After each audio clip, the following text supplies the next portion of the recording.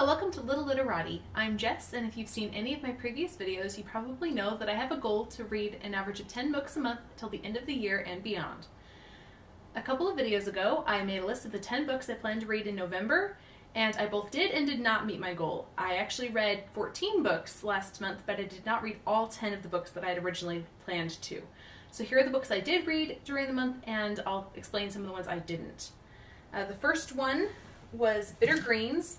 I actually did not finish this book. I got about, I think, page 30, and it's very interesting so far. I just haven't had a chance to finish it. So this is a story of the story of Rapunzel, and then the story of the author of Rapunzel, and the elements of the two are woven together to make a single narrative. And so it's a very interesting premise. I just haven't had a chance to finish it yet. So I'm planning on finishing this in December. Speaking of fairy tales, this is Enchanted, and this is a story that weaves several fairy tales together into a single story, and this was very, very fun to read. I think I laughed out loud several times. And it was very, very lighthearted, very fun, and clever to see the different elements get woven together into one story and see how they each play a different part in the overall narrative. There are two more in the series that I'm excited to read. However, this had the opposite problem for me than the Nellie Dean book from last month did. That book was very, very well technically written. I just didn't like the story or the content personally. This one, while the story was very fun, the technical writing was not quite as polished as I would have preferred. I feel like it could have benefited just from being edited one or two more times just to make sure that everything was smooth and that they covered continuity and details. Because there were a couple of times when I was reading this that characters were in completely different places than they were a paragraph before, and I had to read some passages 3 or 4 times just to make sure I understood who was doing what and where and when. And so I just feel like if somebody had had a chance to read through this, maybe with one more set of red pencils, it would have been probably a lot more smooth. But I think this might have been a first attempt at a novel, and so this was really fun for what it was, and I'm hoping the other two might be a little bit more polished, but I'm excited to read those next month as well. I read Den of Wolves. This was the third book in the Blackthorn and Grimm series, and this one is probably going to be the last in the series. She did leave herself an opening so that she could maybe write a few more books, maybe for the next generation, but she also gave all the characters really good closure and tied up all of the loose ends, so I won't be surprised if this is the last one. Although I was a little surprised that Seven Waters, which I thought had tied up nicely, had 3 more books that she wrote for the kids of the main characters of that series. So who knows, she might write more, she might just leave this one alone, but either way, I really enjoyed this book and I'll probably be adding it to my collection. This is A School for Unusual Girls, and then the sequel, Exile for Dreamers. And these were really fun to read because they take place in the Regency era of England, and it's a story about a school of misfit girls who are in school training to be spies against Napoleon.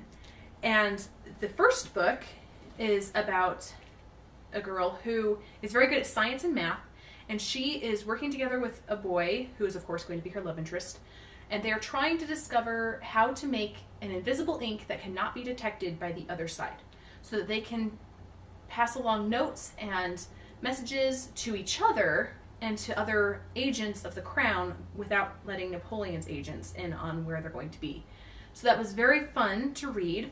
And then the second one is about a girl from the same school, and she has the ability to see the future traumatic events that are going to happen to important people to the cause.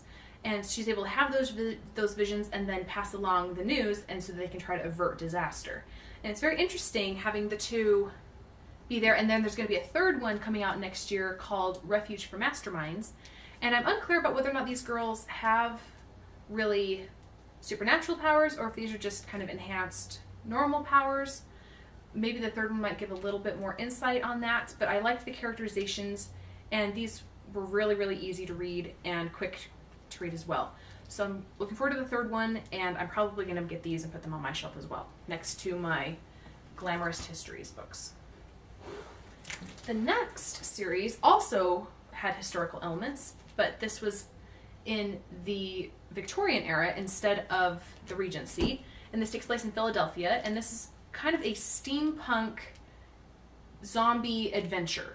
And the main character is Eleanor, And she discovers at the end of the first book that she has powers of a necromancer, just like her brother. And this was an interesting idea. I just wasn't quite as invested in this series as I hoped and wanted to be. I do like dark stories, so I didn't have a problem with that. But my problem was that, especially in the second book, most of the plot seems to depend on the great misunderstanding. And there's especially this one character who is always lecturing Eleanor on her magic use and how she shouldn't be using magic. And he's always promising to teach her how to really use her powers for good. But then he immediately runs off. And he's always like, oh, I'll teach you, I promise. But not right now because I have a meeting. And he runs off several different times and never actually gets around to teaching her what she needs to know. He just always lectures her on what she shouldn't be doing.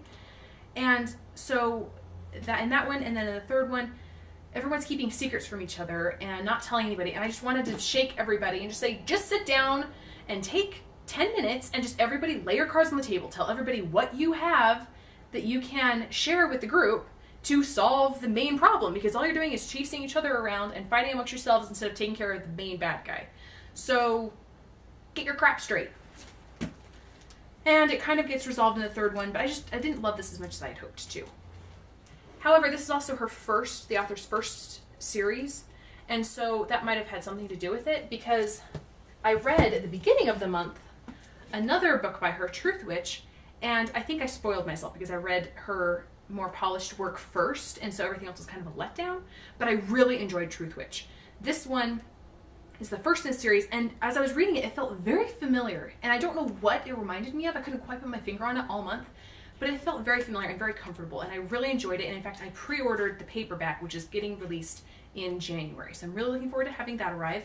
And also in January, the second book is going to be released called Wind Witch, so I'm looking forward to having that come in the library so that I can read that. But I really enjoyed this, and am looking forward to see how the story resolves itself, because there were so many fun elements and fun characters that I'm really looking forward to seeing how everything plays out for them. So Truth Witch was really good. The next series I read was the Snow Like Ashes series, and I also really enjoyed this series as well. I read all 3 books in the space of about 4 days, and this one is about these 8 kingdoms. 4 of them are season kingdoms: summer, spring, winter, autumn.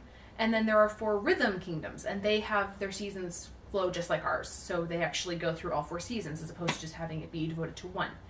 And there's magic involved. Each kingdom has their own talisman that they need to keep their kingdom running smoothly.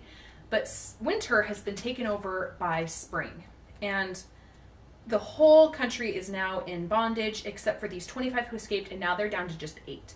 And there's a 16-year-old girl who is the main protagonist of this series, and Mira tries to save her people and try to figure out who she is in the process. And so the journey takes place over 3 books as she tries to overcome spring and save her kingdom and the whole world. I thought this was really well told, and even though I'm really cold-blooded and don't like being cold, and so some parts of this were very uncomfortable for me because I just was shivering the whole time, the story was really, really fun, and I was excited to see how the Winterians were going to survive the book series. So, Snow Like Ashes I really enjoyed. And Ember in the Ashes was really, really recommended to me, and I'll be honest, it was really hard for me to get into because there was just so much brutality and so much mindless violence that just grated against me the wrong way. So it took me a really long time to get into this because none of the characters seemed to be particularly pleasant. And so I didn't really care what happened, really, because the good people were too weak to really fight back against the evil, the mindless evil that they were up against in the other bad guys. And so it was really hard for me to get into this. Eventually, about halfway through, maybe 2/3 of the way through, I was able to overcome that and just actually start reading for pleasure instead of just plowing through the story. But I actually had to take a break in between that and read Little Women. Little Women, like I said, was a reread.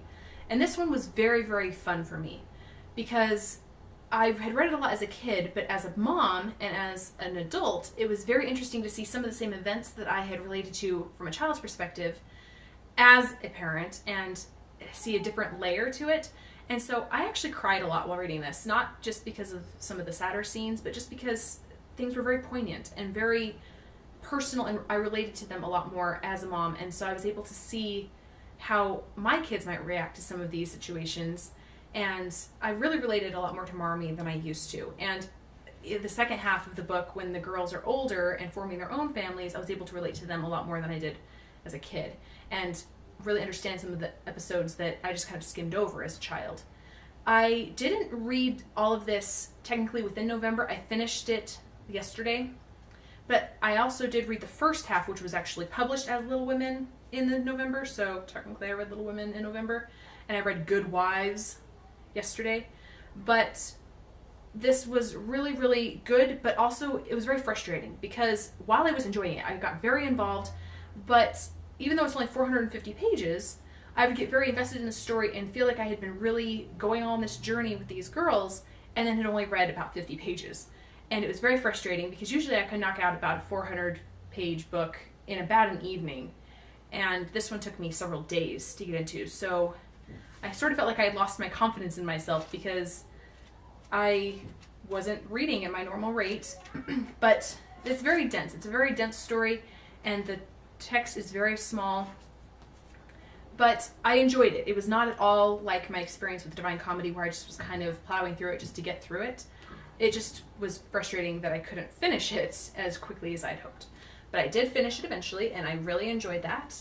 I did also read another series completely, or not series, another classic completely in the month of November that I did not have scheduled. I did not read this whole book. This is Jane Austen's 7 novels, but I did read Lady Susan in its entirety, which isn't hard to do. I read it in like 3 hours, if that. But I had to read it because my hold at the library on the movie that just came out, Love and Friendship, finally came.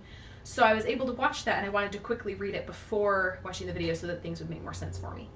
And it did, but some things were, of course, left out of the movie. Some things they added to the movie that weren't in the book. And so it was kind of fun. I didn't love it as much as I had hoped I would, but it was still a fun movie. It was a fun story. That was really enjoyable to read because Lady Susan is so despicable, and she's such a vile person, and yet it's so fun to read her adventures and what happens to her, and hope she gets her comeuppance, and it's just very fun to read.